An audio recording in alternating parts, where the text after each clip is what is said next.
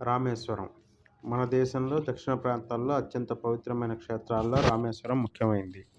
ఇది 11వ జ్యోతిర్లింగ క్షేత్రంగా ఖ్యాతి చెందింది. దక్షిణ దేశంలో రెండో ప్రముఖమైన జ్యోతిర్లింగ క్షేత్రాలు ఉన్నాయి. అవి శ్రీశైలం, రామేశ్వరం. శ్రీశైలం కొండ మీద ఉంటే రామేశ్వరం సముద్ర తీరంలో ఉంది. కాశీకి పోయిన వారు అక్కడ గంగా తీర్థాన్ని తీసుకుని రామేశ్వరానికి వచ్చి ఆ క్షేత్రంలో రామనాథ స్వామిని అభిషేకం చేస్తేనే కాశీ యాత్ర పూర్తవుతుందనే భావన మన దేశంలో చాలా కాలం నుండి ఉంది. ఈ రామనాథ స్వామినే రామేశ్వరుడని, రామలింగం అని అంటారు. ఉత్తర దక్షిణ ప్రాంతాల మధ్య సాన్నిహిత్యాన్ని పెంచడానికి ఈ భావన ఏర్పడిందేమో. రామేశ్వరానికి చెన్నై నుండి రైల్లో కానీ బస్సులో కానీ వెళ్ళవచ్చు. శ్రీరాముడు ప్రతిష్ఠించిన ఈశ్వరుడు ఇక్కడ ఉన్నందున ఈ క్షేత్రానికి రామేశ్వరం అనే పేరు వచ్చింది. రావణాసురుని సంహరించిన తర్వాత బ్రహ్మహత్య పాతక నివారణ కొరకు శివలింగ ప్రతిష్ఠలు చేయాలని శ్రీరామునికి ఋషులు, దేవతలు సూచిస్తారు. ఆ కార్యక్రమాన్ని నిర్వహించడానికి కైలాసం నుండి శివలింగాన్ని తీసుకురమ్మని శ్రీరాముడు హనుమంతుడిని పంపిస్తాడు. శివలింగ ప్రతిష్ఠ సుముహూర్తానికి హనుమంతుడు శివలింగాన్ని తేలేకపోయినందున సీతాదేవి అక్కడే ఇసుకతో చేసిన సైకత లింగాన్ని ఋషులు, పండితులు, పురోహితుల సూచన మేరకు శ్రీరాముడు ప్రతిష్ఠిస్తాడు. ఆ లింగాన్ని ఇక్కడే రామనాథ స్వామి, రామేశ్వరుడే అని అంటారు. ఆ లింగాన్ని ప్రతిష్ఠించిన కొన్ని క్షణాల్లోనే కైలాసం నుండి హనుమంతుడు శివలింగాన్ని తెస్తాడు. సమయానికి శివలింగాన్ని తేలేకపోయినందుకు చాలా బాధపడతాడు. ఆ బాధను చూడలేక శ్రీరాముడు హనుమంతునితో ఇట్లా అంటాడు: ఆంజనేయ, నేను ప్రతిష్ఠించిన శివలింగాన్ని తీసి నీవు తెచ్చిన శివలింగాన్ని ప్రతిష్ఠిద్దాము. అప్పుడు ప్రతిష్ఠితమైన సైకత లింగాన్ని బయటకు తీయడానికి ఆంజనేయుడు ఎంతో ప్రయత్నం చేస్తాడు. కానీ ఫలితం లేకపోయింది. అప్పుడు ఆంజనేయుని తృప్తి కోసం రామనాథ స్వామికి లింగానికి దగ్గరలోనే హనుమంతుడు తెచ్చిన శివలింగాన్ని కూడా ప్రతిష్ఠించారు. ఆ శివలింగాన్ని విశ్వనాథ స్వామి లేక విశ్వేశ్వరుడు అంటారు. జ్యోతిర్లింగ క్షేత్రాల్లో పరమేశ్వరుడే జ్యోతి రూపంలో స్వయంగా వెలిశాడు. అయితే ఇక్కడ శివలింగాన్ని రాముల వారు ప్రతిష్ఠించారు. రామేశ్వరంలో జ్యోతిర్లింగ అవతరణ గురించి ఇంకొక కథ కూడా ఉంది. శ్రీలంక వెళ్ళడానికి సముద్రం మీద వారధి నిర్మించడానికి రాముల వారు శివుని అనుగ్రహం కోసం తపస్సు చేశారు. తపస్సుకు అనుగ్రహించి పరమేశ్వరుడు ప్రత్యక్షమై సముద్రం మీద వారధి నిర్మాణానికి అభయమిస్తాడు. ఆ తర్వాత పరమేశ్వరునికి లోక కళ్యాణార్థం అక్కడే ఉండమని కోరినాడట. అందుకు సంబంధించి పరమేశ్వరుడు ఇక్కడ జ్యోతిర్లింగ రూపంలో వెలిశాడని ఈ కథ సారాంశం. రామేశ్వర దేవాలయం సువిశాల ప్రదేశంలో నిర్మితమైంది. మొదట్లో ఈ దేవాలయం చిన్నదిగా ఉండేది. 12వ శతాబ్దం నుండి దేవాలయ నిర్మాణం జరిగిందని చెప్పడానికి చారిత్రక ఆధారాలు ఉన్నాయి. శ్రీలంక రాజు వనరాజశేఖరుడు ఈ దేవాలయం మొదటి నిర్మాత. శ్రీలంక రాజు పరాక్రమబాబు కూడా ఈ దేవాలయాన్ని నిర్మించినట్లు శాసనాలు తెలియజేస్తున్నాయి. రామనాథపురాన్ని పరిపాలించిన సేతుపతి రాజులు ఈ దేవాలయ ప్రముఖ నిర్మాతలు. బంగాళాఖాతంలో ద్వీపంగా ఉన్న రామేశ్వర శంఖ రూపంలో ఉంది. ఈ క్షేత్రాన్ని శైవులే కాక వైష్ణవులు కూడా పవిత్ర క్షేత్రంగా గుర్తించారు. రామేశ్వర దేవాలయం తమిళనాడులోని ఎత్తైన దేవాలయాల్లో మూడవది. వాటిలో మొదటిది శ్రీరంగనాథ దేవాలయం, రెండవది తంజావూరులోని బృహదీశ్వర ఆలయం, మూడవది రామేశ్వర ఆలయం. రామేశ్వర ఆలయంలో పూజలు ఉదయం 5 గంటల నుండి మధ్యాహ్నం 1 గంట వరకు, తిరిగి మధ్యాహ్నం 3 గంటల నుండి రాత్రి 9 గంటల వరకు జరుగుతాయి. ఇక్కడ తెల్లవారుజామున 5 గంటలకు జరిగే స్ఫటిక లింగ అభిషేకం చాలా ప్రసిద్ధి చెందింది. ఈ సమయంలో స్ఫటికలింగానికి అభిషేకం జరుగుతుంది. ఈ అభిషేకం తర్వాత భక్తులు స్ఫటికలింగాన్ని దర్శించుకునే అవకాశం ఉండదు. గర్భగుడి లోపలికి భక్తులు అనుమతించరు. లోపల పూజారులు అభిషేకం చేస్తుంటే భక్తుల దూరం నుండి చూడటమే. ఇక్కడ దేవి పర్వతవర్ధన దేవి. ఈమె దేవాలయం రామలింగేశ్వర స్వామి కుడివైపున ఉంది. ఇక్కడ శ్రీచక్రం ఉంది. ప్రతి శుక్రవారం పర్వతవర్ధిని దేవి బంగారు విగ్రహాన్ని దేవాలయ ప్రాకారం చుట్టూ మేళతాళాలతో ఊరేగిస్తారు.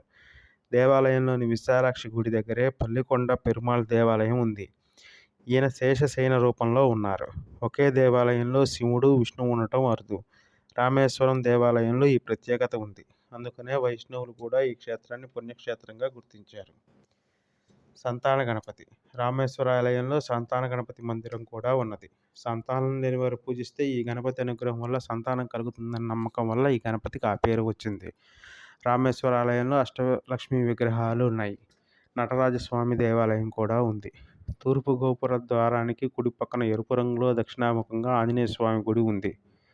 ప్రపంచంలో అన్నిటికంటే పొడవైన మండపం కారిడార్ రామేశ్వర ఆలయంలో ఉంది. ఇది 1220 మీటర్ల పొడవు ఉంది. ఇటువంటివి మొత్తం 3 మండపాలు ఇక్కడ ఉన్నాయి. ఈ 3 మండపాల పొడవు 4000 అడుగులు. రామేశ్వరంలో మొదట సముద్రంలో స్నానం చేసి, ఆ తర్వాత రామలింగేశ్వర స్వామి దేవాలయంలో 21 తీర్థాల్లో స్నానం చేస్తారు. ఈ తీర్థాల్లో స్నానం చేయటం వల్ల సకల పాపాలు పరిహారమవుతాయని, శారీరక, మానసిక రుగ్మతలు తొలగిపోతాయని భక్తులు విశ్వసిస్తారు. దేవాలయం తూర్పు ద్వారం ఎదురుగా బంగాళాఖాతం సముద్రం ఉంది. ఇక్కడ స్నానాలు చేయటానికి ఏర్పాట్లు ఉన్నాయి. ఈ స్నాన ఘట్టానికి అగ్నితీర్థం అంటారు. యాత్రికులు మొదట ఇక్కడ స్నానం చేసి, ఆ తర్వాత దేవాలయంలోని 21 తీర్థాల్లో స్నానం చేస్తారు.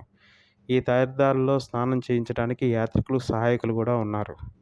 వారు యాత్రికుల వద్ద వచ్చి స్నానాలు చేయిస్తామని అడుగుతారు. అన్ని తీర్థాల్లో స్నానం చేయించినందుకు మనిషి దగ్గర నుంచి ఇంతని వసూలు చేస్తారు.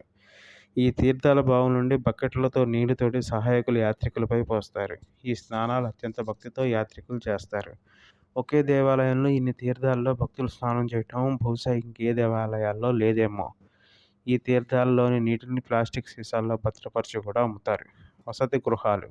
రామేశ్వరంలో యాత్రికులు ఉండటానికి చాలా సత్రాలు, హోటళ్ళు ఉన్నాయి. దేవస్థానం వారి సత్రాలు, ఇతర సత్రాలు దేవాలయానికి సమీపంలో ఉన్నాయి. తమిళనాడు టూరిజం డెవలప్మెంట్ కార్పొరేషన్ వారి హోటల్ కూడా ఉంది. శ్రీరాముల వారి పాదాలు. రామేశ్వరానికి సుమారు 3 కిలోమీటర్లలో గంధమదన పర్వతం ఉంది. ఇక్కడి దేవాలయంలో శ్రీరాముల వారి పాదాలు ఉన్నాయి. ఈ పర్వతం నుండి రామేశ్వరం ఎంతో రమణీయంగా కనిపిస్తుంది. గంధమాదన పర్వత సమీపాన హనుమంతుని దేవాలయం ఉంది. సీతాదేవి జాడను తెలుసుకొని ఆ శుభవార్తను ఇక్కడే రాముల వారికి హనుమంతుడు తెలియజేశాడట. రామేశ్వరం నుండి సుమారు 8 కిలోమీటర్ల దూరంలో కోదండరామస్వామి దేవాలయం ఉంది. రావణాసుని సోదరుడు విభీషణుడు ఇక్కడే రాముల వారి శరణాగతి కోరినాడట. రావణాసుని సంహరించిన తర్వాత శ్రీలంక రాజ్యానికి విభీషణుడు రాజుగా నియమించిన తర్వాత అతని పట్టాభిషేకం ఇక్కడే జరిగిందట. నీలోంది తీర్థం. ఈ తీర్థం రామేశ్వరానికి సుమారు 8 కిలోమీటర్ల దూరంలో ఉంది.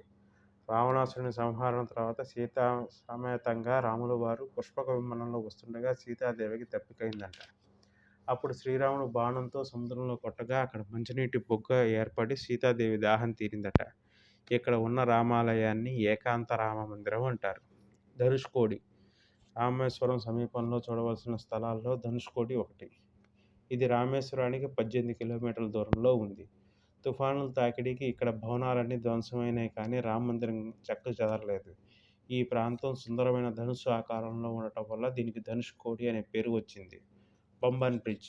రామేశ్వరానికి వెళ్ళే బస్సులు, అక్కడ నుండి తిరిగి వచ్చే బస్సులు ఈ పంబన్ బ్రిడ్జ్ మీదుగా వస్తాయి. సముద్రం మీద ఇంత దూరం బ్రిడ్జి ఇంకెక్కడా లేదు. యాత్రా ఫలితం. రామేశ్వరం రమణీయమైన యాత్రాస్థలం. భారతదేశంలోని అన్ని ప్రాంతాల వారు, హిందువులందరూ జీవితంలో ఒక్కసారైనా చూడాలనుకునే ప్రఖ్యాతి చెందిన పవిత్ర క్షేత్రం రామేశ్వరం.